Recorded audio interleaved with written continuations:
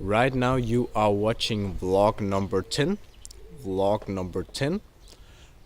And let me just remind you that I've been doing one vlog episode a week. Except for 1 week where I just arrived at the folk high school, I decided to skip one.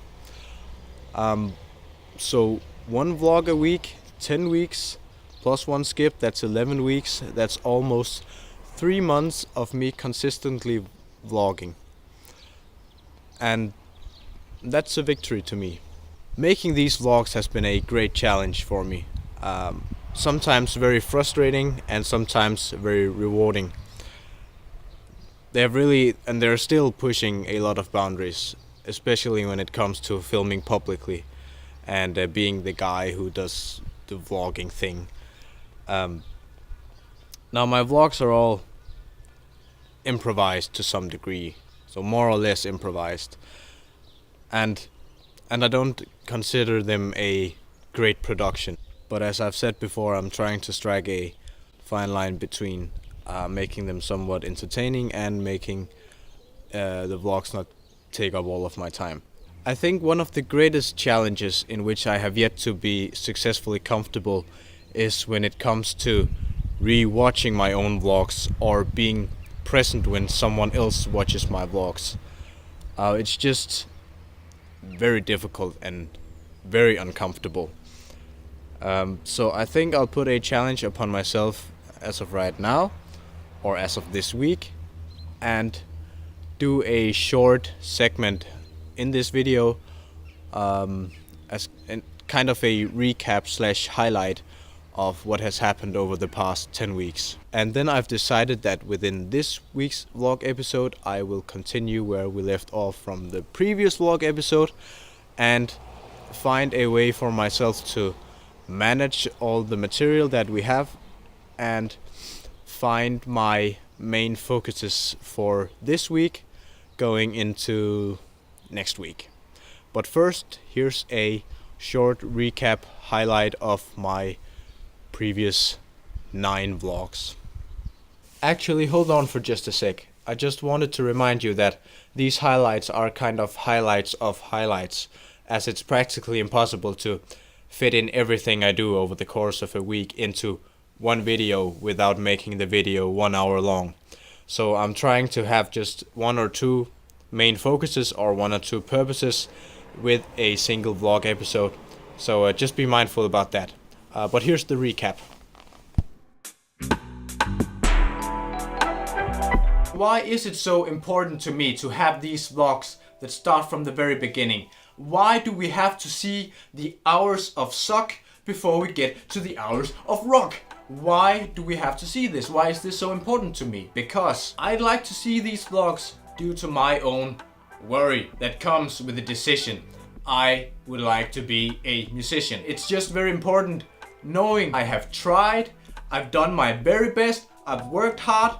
Whether I have accomplished much or not, I have answered the question, will I ever become a musician?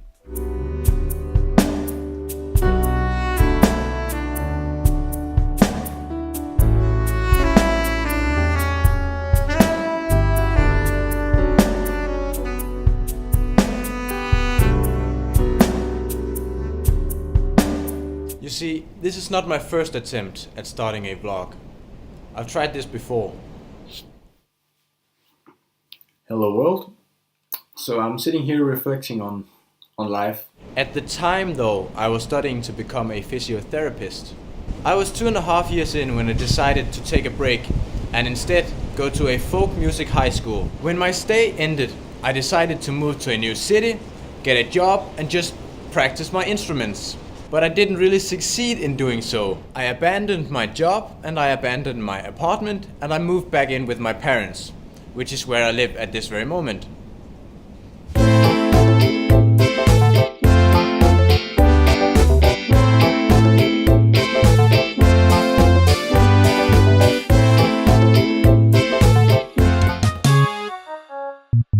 I really wanted to show you guys how I've been approaching my practice over the past 3 months. So I decided this very day that I wanted to record my practice time. And now you might be thinking, well, if I had 24 hours of the day to just practice, I would become immensely good. I would progress so fast. And I thought so too. But the reality is different though.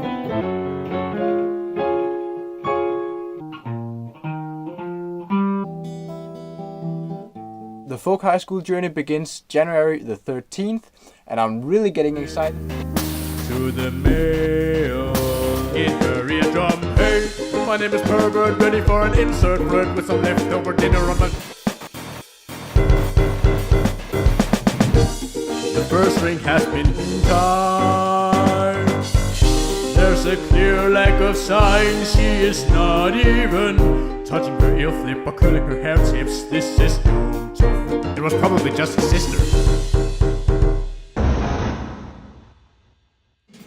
Yeah, it's kind of bullshit. I've been on the road, bringing back money. Go on, sing it now. It sounds so good. This past week has been an introduction week where I've met over 100 new people, and naturally I didn't want to be known as the guy with a vlog, because the vlog is to me more a tool to make sure I stay on track, reflect upon my decisions. But also at the same time I wanted to give you guys the option to follow along on this journey. But I will say, it's kind of weird having people approach you saying, "Dude, we follow your vlogs, you sound so weird when you talk." But it's a great conversation starter, and I love talking about why I do this.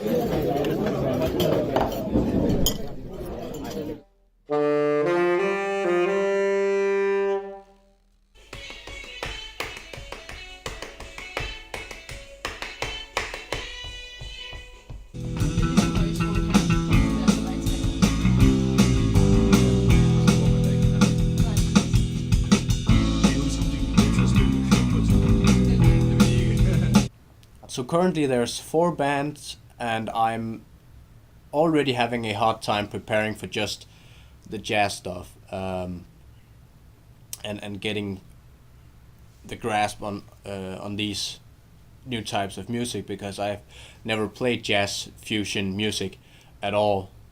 So that's quite fun. The thing is that lately I've received so much material to practice that I have a hard time figuring out what is actually the most important thing to dig into. And when that happens, I just don't trust myself to get up at 6 and practice, because I don't have a clear practice schedule.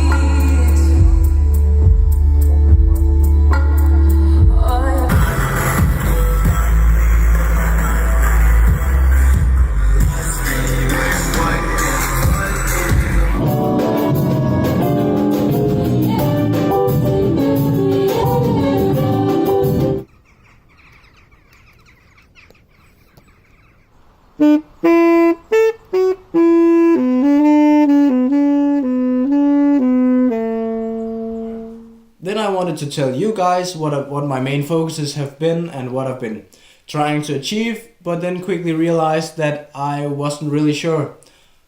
And this is again where the vlog seems to help me. I think I know what I'm doing, but then when I have to put it into words and explain it to the camera, I just realized that I'm not really sure what I'm doing. Judging everything, it makes everything so much fun. Leave a comment and so on. That one rhymed.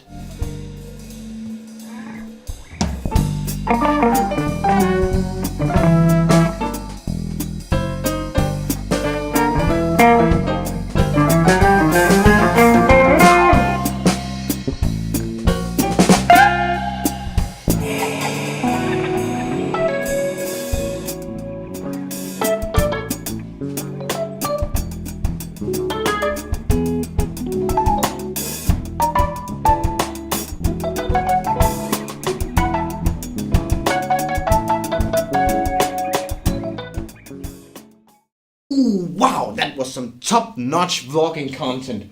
I mean, if I wasn't subscribed already, I'd go right ahead. Now, on to something different though.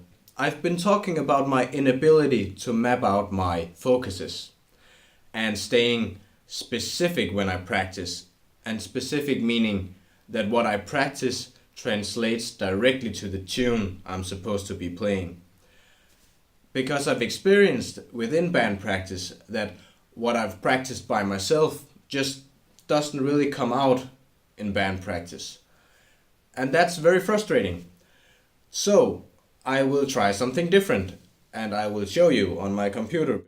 Great, this is my Trello setup. I've got my piano column for everything I'm working on at the piano. Same goes for saxophone. Then comes the bands.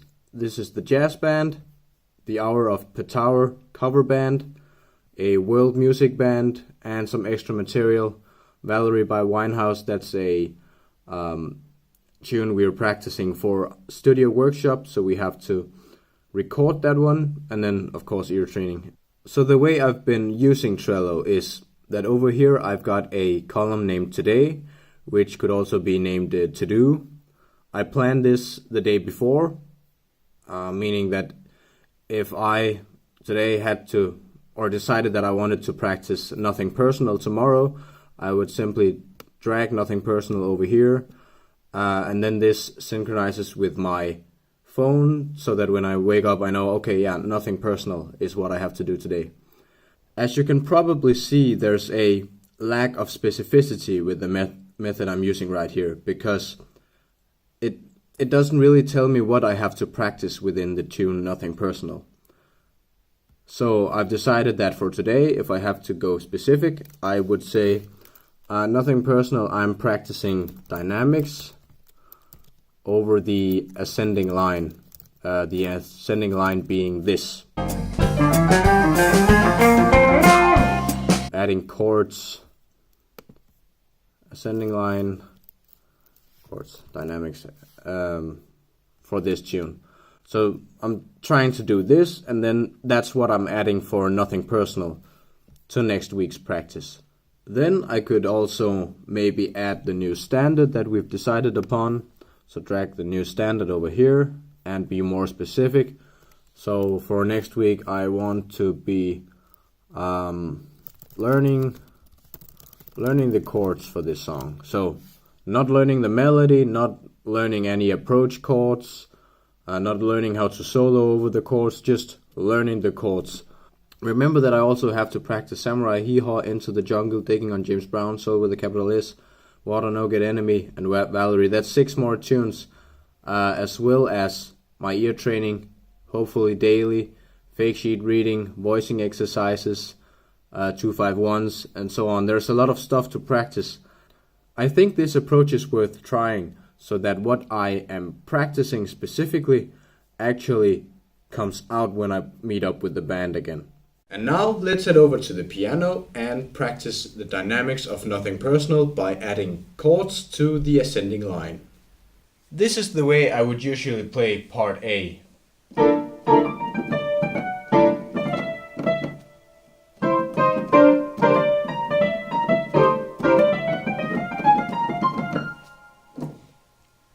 And that last part is the ascending line I'm trying to work on.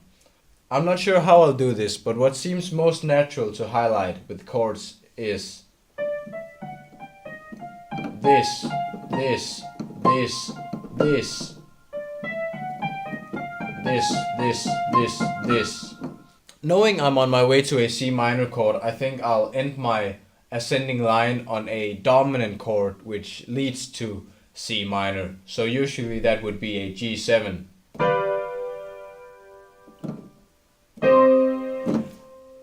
So I'll just play around with this and see what comes up.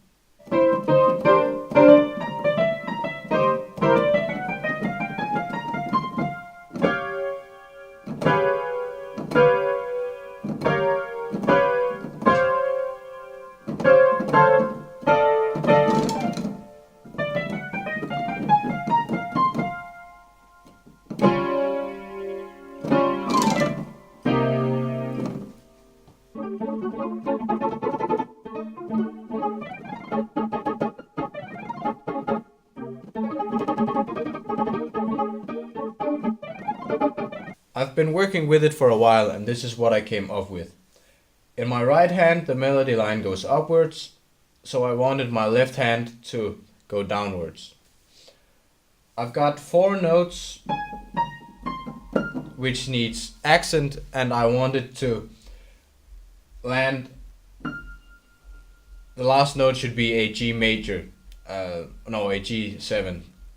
So if this is a G7 and I've got 4 notes, I decided to just go upwards. So this is 1, 2, 3, 4. So this is an E7.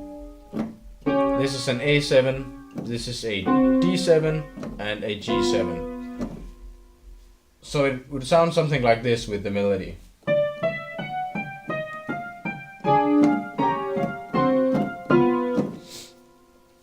And then I decided to put some random notes in, or actually not random, but just add some tension. And with some tension added to it, it will be a D7 sharp 5 to an A7, but I'm actually not playing the 7, I'm playing the 5 and the flat 9.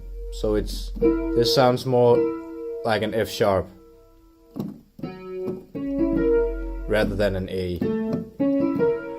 But anyway, this chord going down to a D7 with the 5 added, going down to a G7, playing a sharp 5 and a 13, and the F, the 7, is played in the melody, way up here.